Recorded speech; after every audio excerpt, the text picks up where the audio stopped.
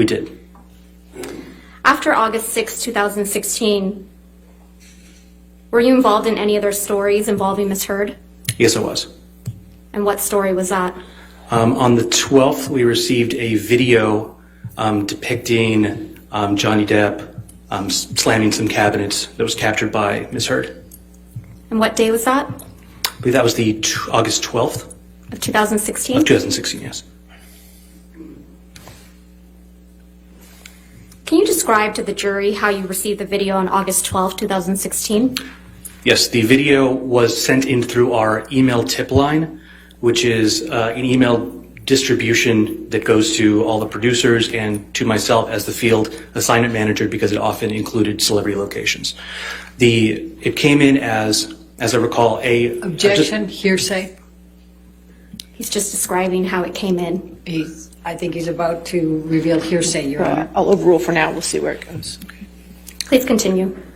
So I received that email, and it included a link from some unknown Dropbox type public website in which it contained that Objection, video. Your Honor, hearsay. He's about to describe what comes from the Dropbox website, and that's... So far, he's just said was a link from the Dropbox. We'll see the next question. Go ahead, next question. So you received a link. What was in that link? In that link was the video of Johnny Depp smashing the cabinets. And you received this video in your inbox, correct? I did. What did you do once you received that video? We downloaded it. We alerted the web editor who was sitting next to me at the time.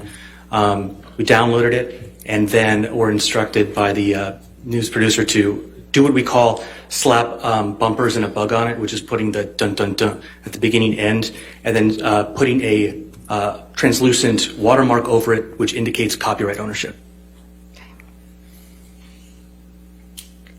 After you did that, was it posted? It was posted, yes. Where was it posted? It was posted to tmz.com. Did you do anything else related to Amber Heard on August 12, 2016? Yes, I received a tip that Amber Heard would be arriving at LAX, and so I dispatched camera people to film that exit, or her arrival to LAX, rather. And why did you do that? I was instructed to. How long does it take to post a story after media's been received by TMZ? After media's been received, it could take any length of time depending on who owns the copyright. How does TMZ obtain copyright over images and videos? The only way to obtain copyright over media would be if we shot it ourselves, if it was sent to the tip line, source verified that it was from the original copyright owner, and then either purchased from that person or given to us. And then the third option would be if it was directly given to us by the copyright holder, like a direct source. And how long does it take to copyright something TMZ has received through the tip line? It can take a while because you have to extensively verify that that person owns the copyright. And then possibly, it depends also if you can even get in contact with the person, because they might not be super responsive immediately via phone or email that they provided. And then potentially you'd have to enter a negotiation with our clips and clearances department to figure out the cost of that media. How long does it take for TMZ to obtain a copyright over something received directly from a source?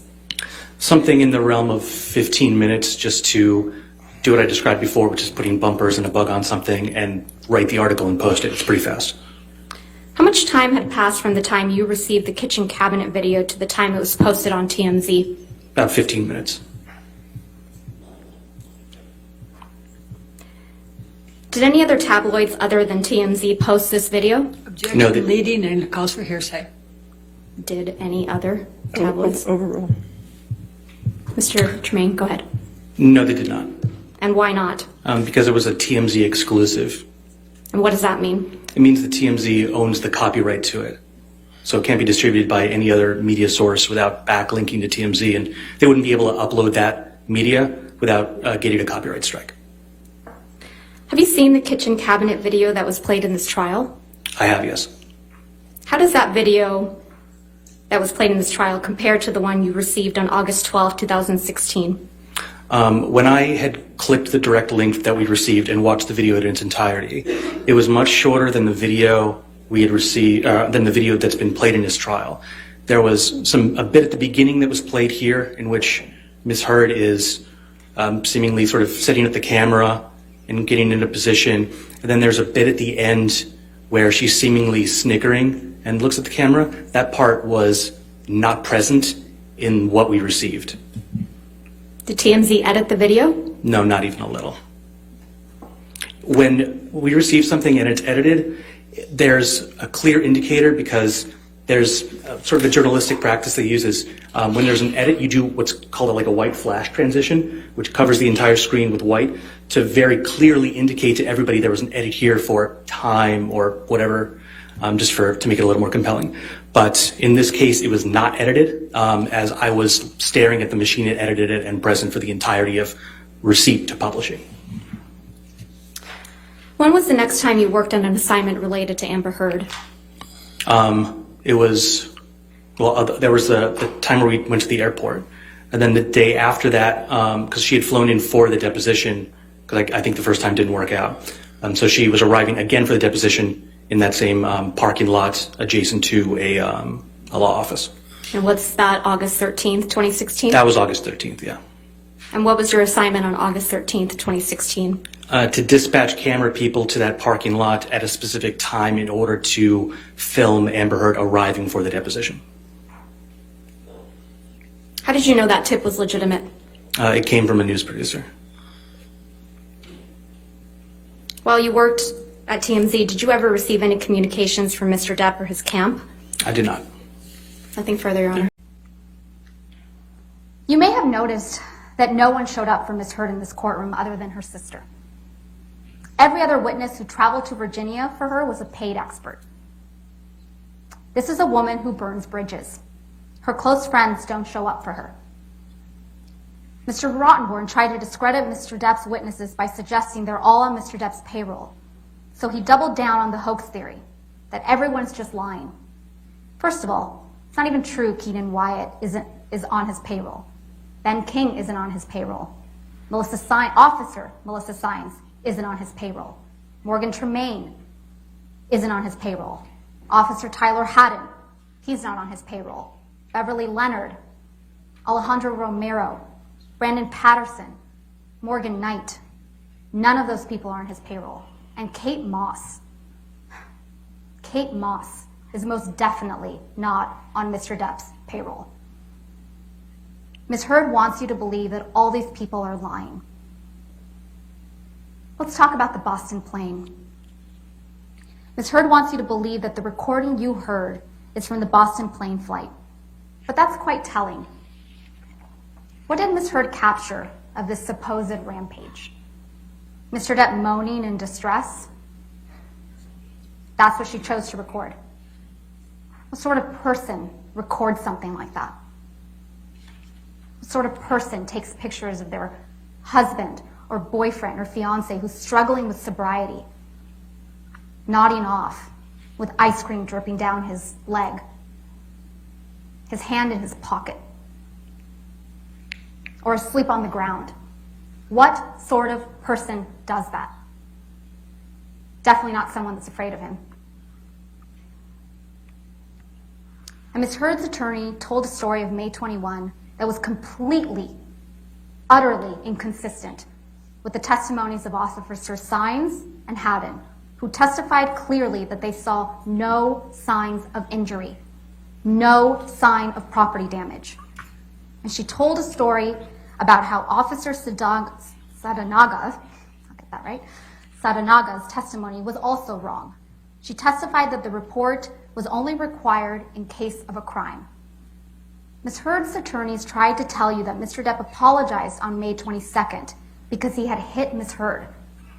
Mr. Depp didn't apologize to Ms. Heard on May 22nd for hitting her. He apologized because he was leaving Ms. Heard. And this was a woman that, in spite of all her violence and all her rage, Mr. Depp, he loved her. He had been with her for years. Of course he apologized when he finally broke it off.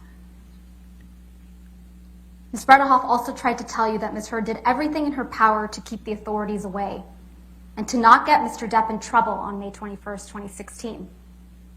Take a minute and think back to what Ms. Heard did 6 days later, 6 years ago today. She walked into court with a visible mark on her face, not wearing makeup that day. She tipped off TMZ, she made it public, and she showed up on the cover of People magazine with a mark on her face. Was that protecting Mr. Depp? Or was she trying to destroy him? Mr. Rottenborn asked you to consider why you're here. So why are you here? You're here because of a lie. And that was a lie that Ms. Heard repeated in the op-ed. At the start of this trial, we told you that this trial is about the evidence. The evidence overwhelmingly shows that Ms. Heard is an abuser and that she is a liar. She lied about Mr. Depp and took on the role of a lifetime as a public figure representing domestic abuse. What is her best evidence of that abuse? A video of Mr. Depp banging cabinets around, and text messages of Mr. Depp using bad words and dark, ugly humor, but never once admitting to abuse. Pictures of Mr. Depp. Your client want to appeal? Oh, absolutely. And she has some excellent grounds for it. We even had tried to get the UK judgment in to dismiss his case because he already had his shot. And that's one of the issues, but also a number of the evidentiary issues. There was so much evidence that did not come in. Is she able to pay a $10.4 million judgment? Oh, no, absolutely not. In closing arguments, Amber's team argued that this would send a message, that it would send a message that no matter what you do as an abuse victim, you always have to do more. You need to be perfect in order for people to believe you if she did not get a favorable verdict. What message do you think this sends? It's a horrible message. It's, as I said, a setback. It's a significant setback because that's exactly what it means. Unless you pull out your phone and you video your spouse or your significant other beating you, effectively, you won't be believed.